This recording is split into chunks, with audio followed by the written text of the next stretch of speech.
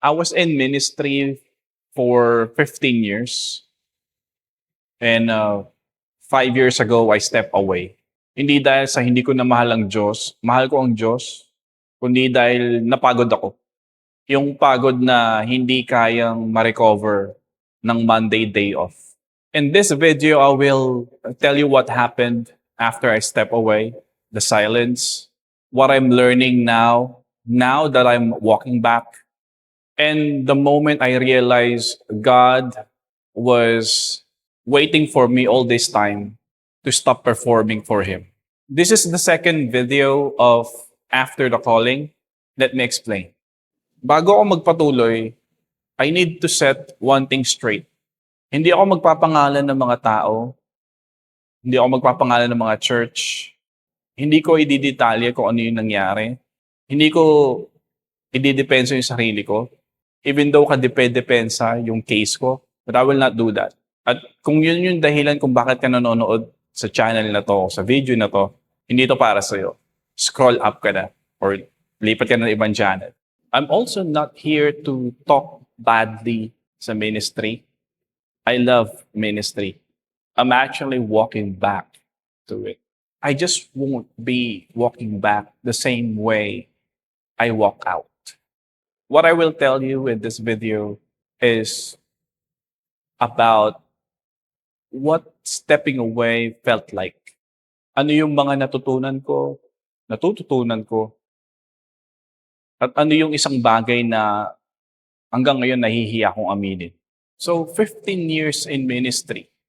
So, bale, 20 years ago, like 2006, I came to know Christ. I encountered Him. I got born again. And simula nun, tuloy-tuloy na ako. I never stopped. And since pioneering yung church during that time, actually wala pang church during time, hindi ko pa alam, hindi pa ako nag-church noon. We started at Bible studying, doing prayer meeting, so leading people to pray, dahan-dahan, unti-unti, lumalaki hanggang sa mabuo yung church. And syempre, since pioneering yung church, wala pang masyadong worker. So, kami-kami muna, parang 2-3 lang kami noon kasama yung pastor. And that's where everything began. Like, serving all out.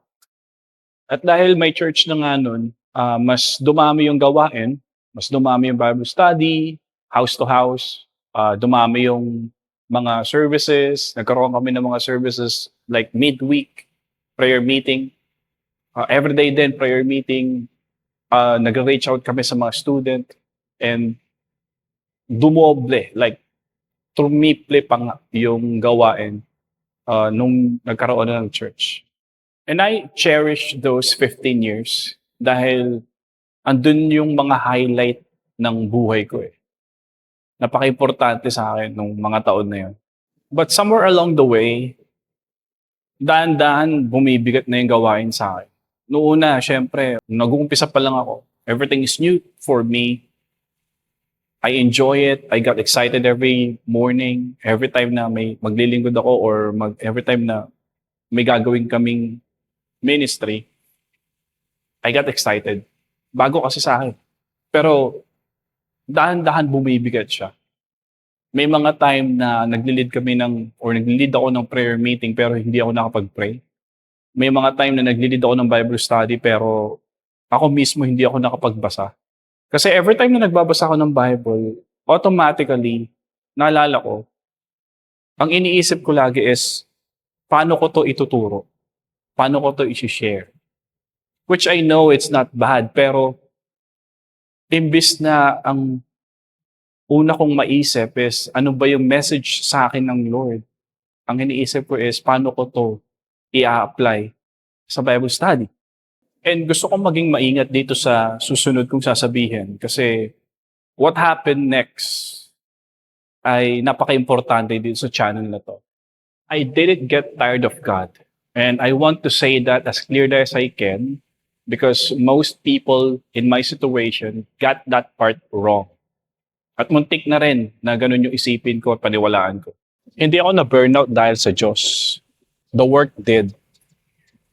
The way na dapat nag-serve ka, dapat naglilingkod ka, or dapat ginagawa mo yan dahil church leader ka, or dahil ikaw ay leader ni Lord, doon ako napagod. Yung pressure na to keep performing, yung expectation ng mga tao na kailangan ginagawa mo yun, and yung thinking na kapag hindi mo yung ginawa, may sasabihin sa iyo yung tao. Yun ang nakakapagod at doon ako napagod. At importante yung distinction na yun dahil ito yung nakikita kong nangyayari sa mga church leaders or mga ex-church leaders na katulad ko, na kala nila kapag nag-step away o nag-step back sila sa gawain is nag-step back na rin sila sa Diyos, which is not the case. I'm not tired of God. I was tired of the work. At kung hindi ko mauunawaan yung pagkakaiba ng dalawang bagay na yun, hindi ako makakapag-pray. Hindi ako makakapagbasa ng Bible. Kasi every time na ginagawa ko yung devotion, ginagawa ko yung mga bagay na yun, ang bigat eh. Nabibigatan ako. Kasi yung mind setting is mali. Yung puso, mali. Hindi ako makakapag-move forward. Pero praise God kasi pinaunawa sa akin ng Diyos kung ano ba talaga yung nangyari. At kung ano ba talaga yung dapat kong gawin. So, eto na nga. May nangyaring gulo dun sa church na kinabibilangan ko. And there are accusations that was thrown against me. But I will not going to defend myself. I will not tell you and walk you through kung ano yung eksaktong nangyari. Ano yung sinabi? Sino yung nagsabi? I will not defend my case. But the point is, when something like that happen, you have two choices. Either you will spend your life defending yourself, clearing your name, explain your side, or you can just give it to God and walk away. And I choose to walk away. And to be completely honest, even now, hindi ko alam kung dahil ba yun sa pride or dahil alam ko sa sarili ko na binigay ko lahat. Like, binuhos ko lahat.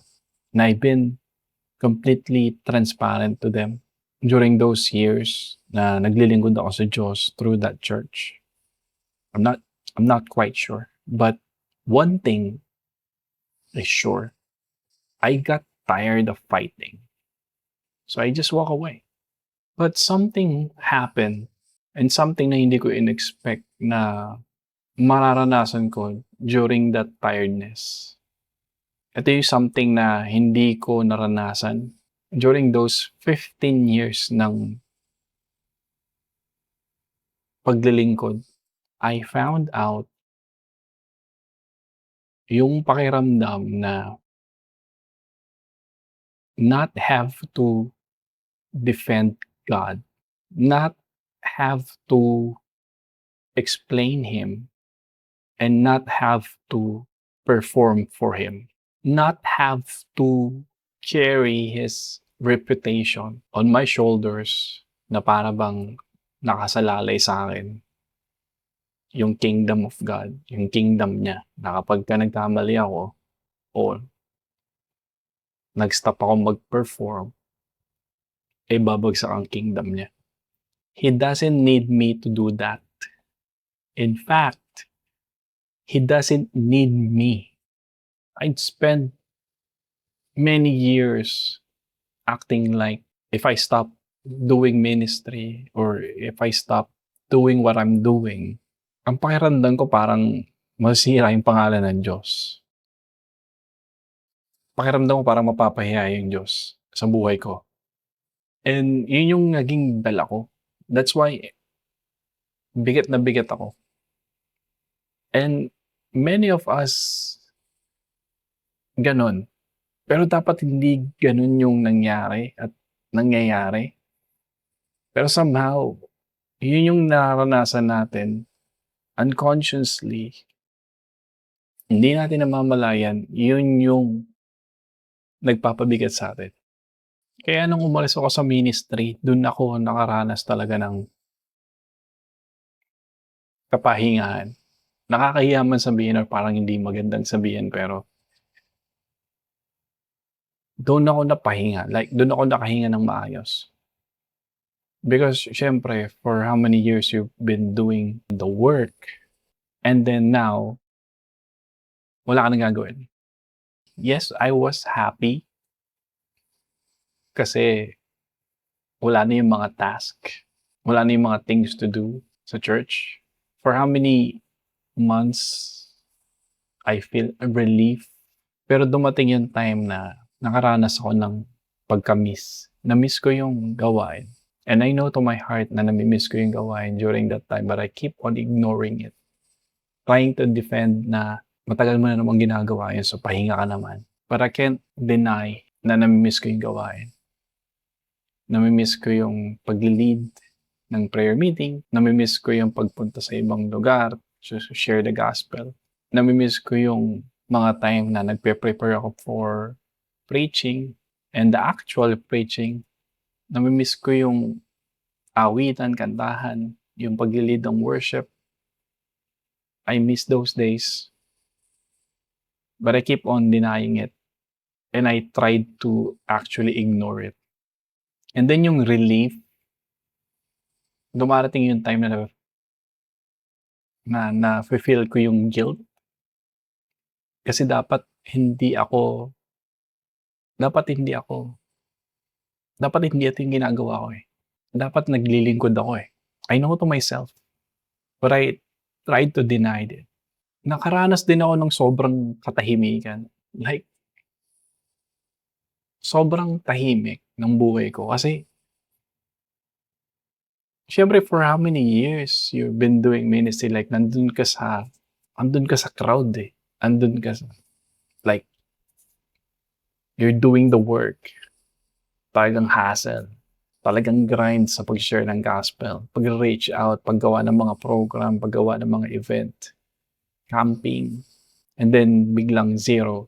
So, sobrang tahimik. Sobrang silence. Wala akong marinig, walang movement. Pero yung katahimikan din na yun, yung ginamit ng Diyos to actually meet me. Na noon hindi ko magawa. Na noon, siguro sa sobrang kabisihan, hindi ko mapansin na nire-reach out ako ng Diyos. Because I was too busy doing the ministry, but I actually forgot Him. At bago ako pumunta dun sa nakakahiyang part, I have to tell you something that is worth mentioning too na nangyari within those 5 years, kasi 5 years na akong since nung umalis ako sa ministry. Within those 5 years, I'm still trying to attend churches. Pero wala na talaga eh. Kasi every time that I go to church, bumabalik yung mga, parang napapagod ako. Pag pumapunta ako ng church, parang napapagod ako. And there are people that actually reaching out.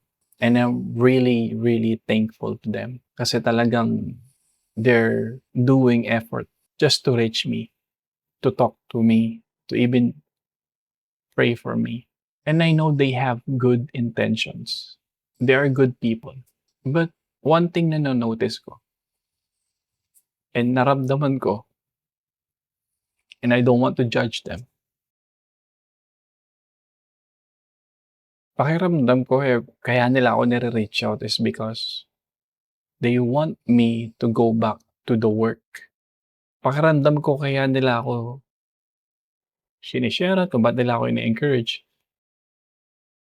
is because gusto nila akong bumalik sa pag-lead. And I really do believe that they meant well. Nakikita nila yung potential, nakita nila experience. They saw someone that could fill a need. And they are trying to help me get back on track. Pero ang weird because every conversation felt like they're trying to pull me not to God but to the role, to the ministry, to the work. At hindi ko masabi yung pakiramdam na yun kasi paano mo sasabihin do'n sa mga taong nagre-reach out sa'yo with their good intentions, that what they're offering is the exact thing that actually broke you at the first place. And that's why I pulled away. Again, iniiwasan ko sila and ina-avoid ko yung mga messages, and they're actually trying to reach me out. But I'm giving all these reasons not to meet them. Kasi every time they're doing that, every time they're trying to reach me out, it's a quiet reminder that the only version na nakikita nila sa akin is the version na yung version na may pakinabang, like a useful version of me. The version na may something to offer. The leader version. So I keep on avoiding them. Pero every time na ginagawa ko yun, every time that I'm avoiding them, lalo lang ako nagigilty. Because I know that wala naman silang masamang intention. They just wanna help me. In my heart, hindi ko naman talaga kailangan ng tulong para makabalik sa ministry. I actually know the process how to get back. Kasi kasama yun sa ginagawa ko nung nag-serve pa ako. Nagtitrain kami ng mga may potential to be a leader. So I know how to do it. I know the process. Ang kailangan ko is maramdaman ko na mahalaga ako kahit na wala yun. And again, hindi ko minamasama yung ginagawa nila. Actually, I'm thankful to them and I really appreciate what they're doing. At actually, uunawahan ko ba't nila ginagawa yun. Kasi yun yung training nila eh. Yun yung kultura na nakalakihan nila or nasanay silang ginagawa. Na nandun na sila sa stage na yun na kailangan nagre-reach out na sila, kailangan nagtitraining nga sila ng mga new leaders. So that's why I don't blame them. Ganon din kasi yung naranasan ko. Kaya naunawaan ko sila. But then again, hindi yun yung kailangan ko at this time. So, I wanna say this.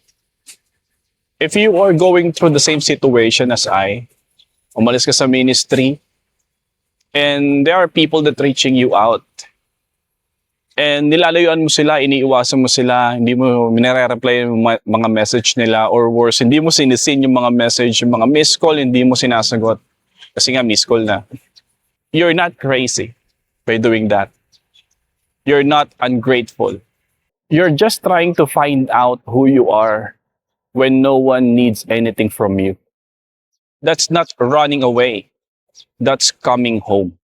And now for the embarrassing part. Nung umalis ako sa ministry, syempre wala nang gawain, wala nang kailangan natin ng prayer meeting. Hindi mo kailangan gumising ng maaga para mag-morning watch. Yun yung tawag namin doon. And for how many months or years, walang prayer, o di ako nagpe-pray, hindi ako nagbabasa ng Bible. Actually, I forgot to talk to God. How to talk to God, actually. Kung paano may pag-usap sa Diyos na ikaw lang. Bakit? Kasi every time na nagpe-pray ako, every time nagbabasa ako ng Bible, para ako nagre-rehearse. Alam mo yun, kapag may presentation ka, kailangan pinapractice mo muna, kailangan sinasanay mo muna magsalita. Kailangan pinapractice mo kung paano mo sasabihin yung dapat mo sabihin. Yung mga gesture and everything. And ganun lagi nangyayari sa akin. Every time nagbabasa ako ng Bible, lagi ko iniisip, paano ko to sasabihin? Pinapractice ko pa. Tapos, naghahanap ako ng mga words, mga magagandang words na makakatch or parang makakatch ng attention.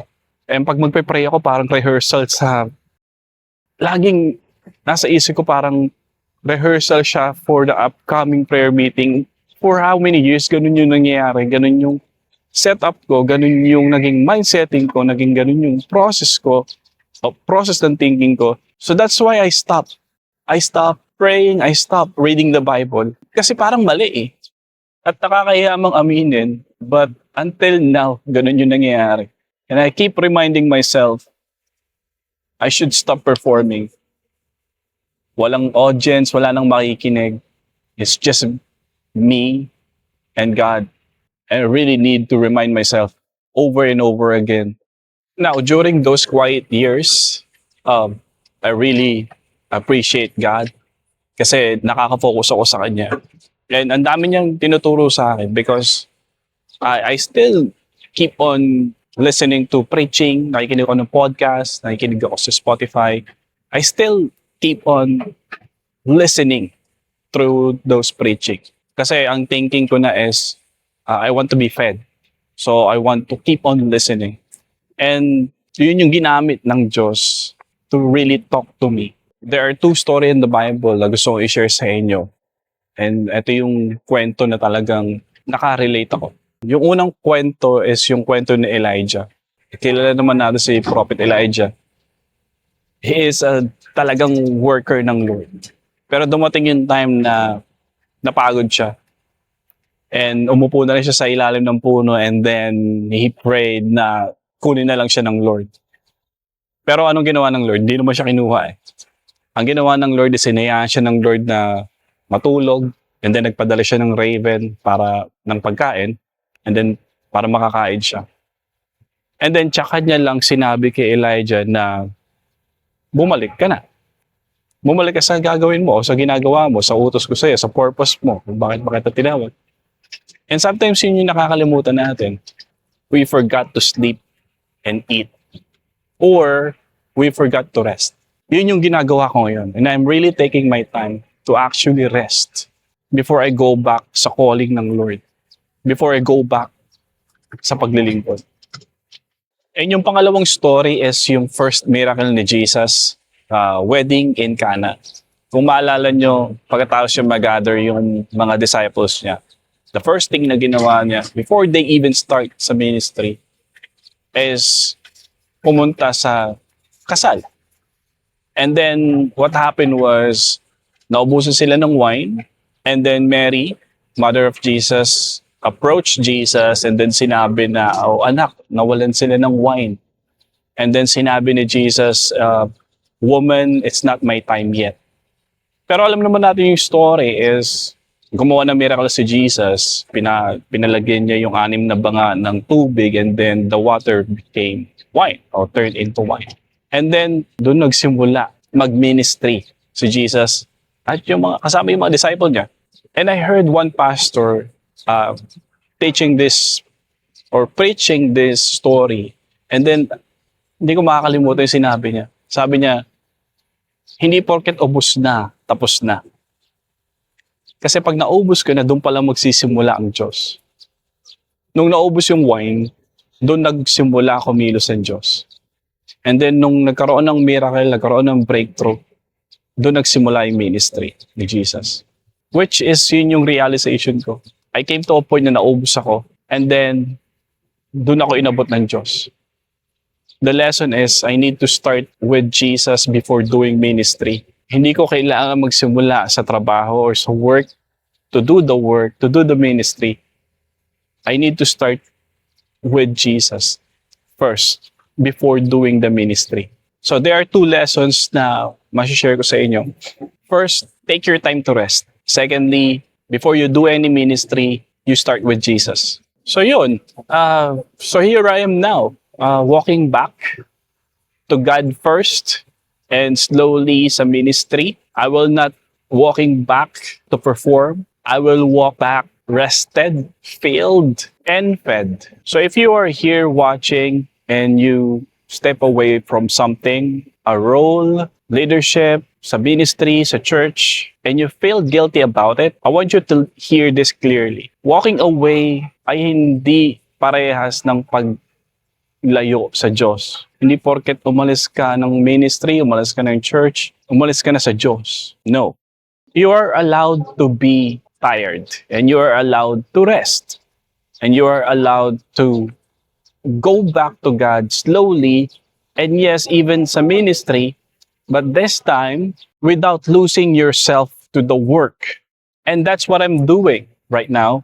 And that's what this channel is for. I'm not your pastor. I'm not leading anything. I'm just walking back. And if you're walking too, walk with me.